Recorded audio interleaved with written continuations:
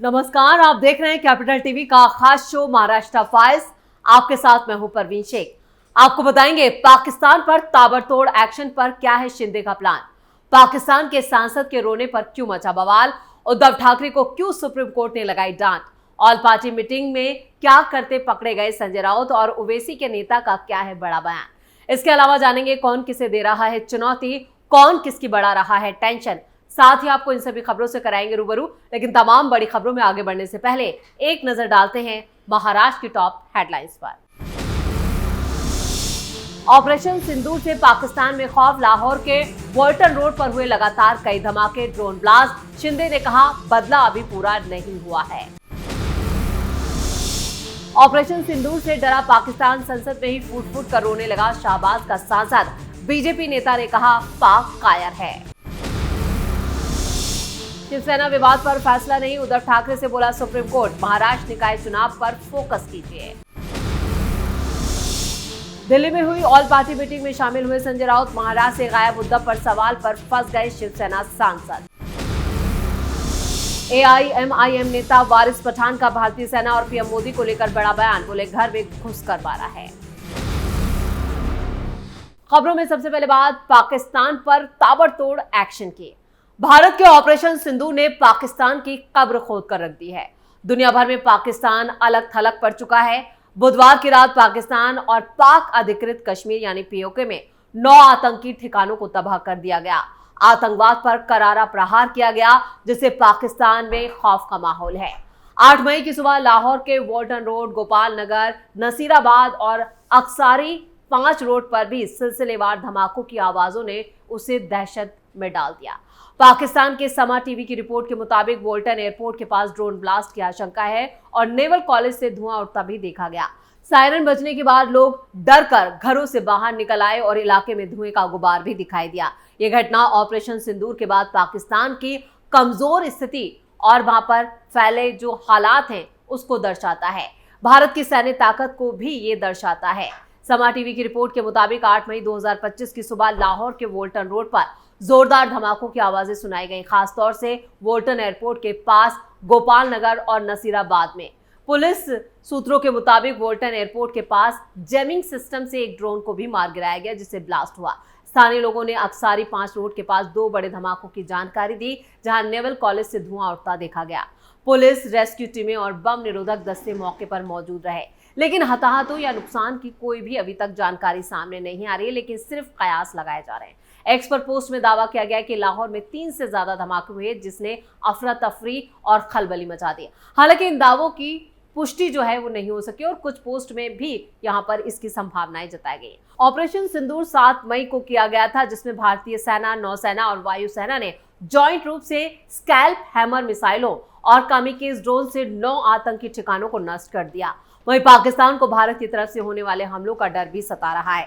पाकिस्तान की हालत देखकर भारत के लोग काफी खुश हैं और कई जगह जश्न मनाया गया। इसके साथ ही डिप्टी सीएम और देवेंद्र फडणवीस ने भी इसको लेकर बड़ा बयान दिया है। उन्होंने कहा कि यही है मोदी का स्टाइल।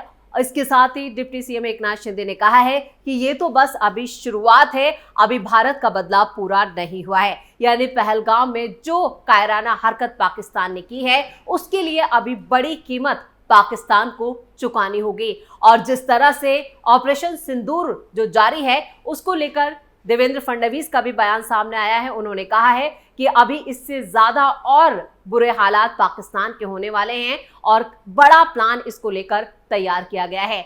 वहीं महाराष्ट्र में भी अलर्ट पे रखा गया है, सभी तरह की तैयारियां की गई हैं। एहतियात के तौर पर किसी तरह की चूक ना हो, इसको लेकर भी फडणवीस ने एक बड़ी बैठक की। खबरों में आगे बढ़ते हैं। 7 मई को भारत ने ऑपरेशन सिंदूर के तहत पाकिस्तान और पीओके में 9 आतंकी ठिकानों को नष्ट कर दिया था, जिसके बाद से पाकिस्तान में खौफ का माहौल छा गया है। इस बीच नेशनल असेंबली में सत्ता पर काबिज पार्टी के सांसद और पूर्व मेजर ताहिर इकबाल पाकिस्तानी संसद में फूट फूट कर रोने लगे। उन्होंने संसद में कहा कि मैं दुआ करता हूं कि अल्लाह पाकिस्तानी अवाम की हिफाजत करे। 8 मई को पाकिस्तान के नेशनल असेंबली में सत्ता पर काबिज पाकिस्तान मुस्लिम लीग नवाज ने जो सांसद हैं और पूर्व मेजर हैं ताहिर इकबाल, उन्होंने ऑपरेशन सिंदूर के प्रभाव पर बात करते हुए वो भावुक हो गए। उन्होंने भारत के हमलों को अनुचित करार दिया और कहा कि पता नहीं अल्लाह कब सुनेगा। साथ ही उन्होंने भावुक होकर यह भी कहा कि मैं अल्लाह से पाकिस्तानी अवाम की हिफाजत करने की दुआ करता हूं। आपको बता दें कि ताहिर इकबाल का यह भावुक बयान सोशल मीडिया पर खूब वायरल हो रहा है। इस बयान पर एक सोशल मीडिया यूजर ने लिखा कि पाकिस्तानी संसद में रोना धोना शुरू हो गया है। भारत का ऑपरेशन सिंदूर इतना जबरदस्त था कि ये लोग गिड़गिड़ा रहे हैं। पाकिस्तान जिस तरह से अपनी बर्बादी पर रो रहा है, उसको लेकर मुंबई में जश्न मनाया गया। महाराष्ट्र सरकार में मंत्री लगातार रोते हुए पाक सांसद के इस वीडियो को सोशल मीडिया पर जमकर वायरल कर रहे हैं और इस पर मजे ले रहे हैं। आपको बता दें कि बीजेपी नेता चंद्रशेखर बावनकुले ने इस वीडियो को साझा करते हुए लिखा है कि यहां पर पाकिस्तान को उसकी औकात दिखा दी गई है। खबरों में आगे बढ़ते हैं और अब बात उद्धव ठाकरे को सुप्रीम कोर्ट की नसीहत की। सुप्रीम कोर्ट ने उद्धव ठाकरे गुट से कहा है कि स्थानीय निकाय चुनावों पर ध्यान केंद्रित करें, ना कि चुनाव चिन्ह पर। मामला शिवसेना के तीर कमान वाले सिंबल का है। ठाकरे की पार्टी ने महाराष्ट्र विधानसभा अध्यक्ष के एकनाथ शिंदे के नेतृत्व वाली शिवसेना को धनुष बाण का चुनाव चिन्ह देने के फैसले के खिलाफ अपनी याचिका दायर की थी। इस याचिका पर उद्धव गुट ने फौरन सुनवाई करने की मांग की थी। जस्टिस सूर्यकांत और जस्टिस एन कोटेश्वर सिंह की पीठ ने उद्धव ठाकरे की शिवसेना की तरफ से पेश सीनियर वकील कपिल सिब्बल से कहा कि वक्त की कमी की वजह से इस मामले पर अदालत की ग्रीष्मकालीन छुट्टियों के बाद ही सुनवाई हो सकेगी। कपिल सिब्बल ने कहा कि महाराष्ट्र विधानसभा अध्यक्ष ने विधायी बहुमत के आधार पर 2023 में एकनाथ शिंदे को धनुष बाण का सिंबल दिया। उन्होंने इसे सुप्रीम कोर्ट की संविधान पीठ के फैसले के विपरीत बताया। सिब्बल ने कहा कि शिवसेना चुनाव चिन्ह का इस्तेमाल शिंदे गुट जो है वो स्थानीय निकाय चुनावों में करेगा। ये खासतौर पर ग्रामीण इलाकों में काफी मायने रखेगा। हालांकि जस्टिस सूर्यकांत ने इस पर हैरानगी जताई और कहा कि स्थानीय निकाय चुनाव कब से पार्टी चिन्हों पर यानी सिंबल पर लड़े जाने लगे हैं। सिब्बल ने कहा कि महाराष्ट्र में ऐसा होता है और पार्टी का जो सिंबल या चुनाव चिन्ह है वो मतदाताओं पर काफी प्रभाव डालता है। बेंच ने कहा कि आप चुनाव होने दीजिए। हमें बताया गया है कि 5 साल से ज्यादा वक्त से महाराष्ट्र में स्थानीय निकाय चुनाव नहीं हुए हैं। आप चुनावों पर ध्यान केंद्रित करें, हम देखेंगे कि क्या किया जा सकता है। कपिल सिब्बल ने कहा कि 2022 में अदालत ने यथास्थिति बनाई रखी थी, जिसकी वजह से चुनाव नहीं हुए। जस्टिस सूर्यकांत ने कहा कि इसलिए वो देरी के लिए व्यवस्था को दोषी ठहरा रहे हैं। उन्होंने कहा कि अदालत महाराष्ट्र विधानसभा चुनाव और 2024 के लोकसभा चुनाव में राष्ट्रवादी कांग्रेस पार्टी यानी एनसीपी के चुनाव चिन्ह विवाद के मामले की तरह ही चुनाव चिन्ह के इस्तेमाल पर कुछ शर्तें लगा सकती हैं। पीठ ने कहा कि अगर ये बहुत जरूरी हुआ तो मामले की सुनवाई अवकाशकालीन पीठ भी कर सकती है।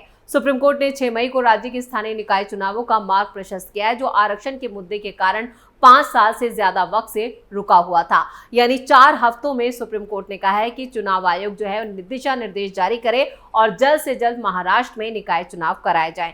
अब उद्धव ठाकरे जो है जो सिंबल के लिए उसने अपनी याचिका दाखिल की थी उसे भी मुंह की खानी पड़ी है। यानी सुप्रीम कोर्ट से भी उसे कोई राहत नहीं मिली है, जबकि एकनाथ शिंदे की सुप्रीम कोर्ट में एक बार फिर बड़ी जीत हुई है, जिस पर देवेंद्र फडणवीस ने भी जश्न मनाया है। खबरों में आगे बढ़ते हैं। केंद्र सरकार ने पाकिस्तान और पाकिस्तान के कब्जे वाले कश्मीर में आतंकी ठिकानों को निशाना बनाकर की गई एयर स्ट्राइक के बारे में जानकारी देने के लिए सर्वदलीय बैठक की थी। संजय राउत ने इसको लेकर अपनी प्रतिक्रिया दी है। उन्होंने कहा है कि पहलगाम में हमारे लोगों को मारने वाले आतंकवादियों को पकड़कर दिल्ली लाना चाहिए और महिलाओं को उनकी पहचान करने देनी चाहिए और फिर उसे मार देना चाहिए। उद्धव गुट के नेता संजय राउत ने कहा, जब युद्ध होता है और ऑल पार्टी मीटिंग बुलाई जाती है तो सभी के साथ एक मन होता है कि सेना के साथ डटकर खड़े रहना चाहिए। वैसे ही हुआ है और होना भी चाहिए। सभी ने कहा कि हमने और हमारी पार्टी शिवसेना ने भी कहा है कि हम भारतीय सेना के साथ खड़े हैं, गर्व के साथ खड़े हैं। शिवसेना यूबीटी नेता संजय राउत ने आगे कहा कि रक्षा मंत्री राजनाथ सिंह ने ब्रीफिंग की। उन्होंने कहा कि ऑपरेशन सिंदूर में 100 से ज्यादा आतंकवादी मारे गए, लेकिन असेसमेंट के लिए थोड़ा वक्त लगेगा। हर पार्टी ने अपनी अपनी बात रखी। शिवसेना ने 2 बातें रखी और मुझे लगता है कि ये देश के लिए काफी महत्वपूर्ण है। रक्षा मंत्री ने कहा कि ये ऑपरेशन सिंदूर है और ये ऑन गोइंग है, ये चलता रहेगा, खत्म नहीं हुआ है। हमने इसका स्वागत किया है और ये ऑपरेशन खत्म नहीं होगा जब तक वो 6 आतंकवादी और वो 6 यमदूत जिन्होंने पहलगाम में आकर हमारे 26 बहनों का सिंदूर उजाड़ दिया, उन्हें उनकी सही जगह नहीं दिखा दी जाती। जब तक ये आतंकवादी हाथ नहीं लगते, उसे पकड़ते नहीं है, तब तक ऑपरेशन सिंदूर खत्म नहीं होगा। और इन आतंकवादियों को पकड़कर एनकाउंटर मत करिए, बल्कि हमने कहा कि इन्हें मार दिए, ये नहीं चलेगा। पहलगाम में हमारे लोगों को मारने वाले आतंकवादियों को पकड़कर भारत लाना चाहिए। उद्धव गुट के नेता ने आगे कहा, दूसरी बात यह कि पाकिस्तान भी चुप नहीं बैठेगा। पाकिस्तान सामने से लड़ाई नहीं लड़ता। हिंदुस्तान में जो उनके स्लीपर सेल है वो अब एक्टिव रहेंगे। देश की आंतरिक सुरक्षा को खतरा है। गृह मंत्री अमित शाह बैठे थे। मैंने कहा कि देश की आंतरिक सुरक्षा को मजबूत करना अब आपकी जिम्मेदारी है। आप तो बड़े नेता हैं और आपके होते हुए भी हमारे 26 लोग मारे गए। अब ऐसा नहीं होना चाहिए। यानी संजय राउत ने ऑल पार्टी मीटिंग में जो हरकत की है और जो कांड उन्होंने किया, जो बयान दिया, उसको लेकर जमकर बवाल मचा और उनकी ही भयंकर बेइज्जती हो गई। फिर मीडिया ने उनसे ही उद्धव ठाकरे के बारे में सवाल कर लिया कि उद्धव ठाकरे आखिर है कहां।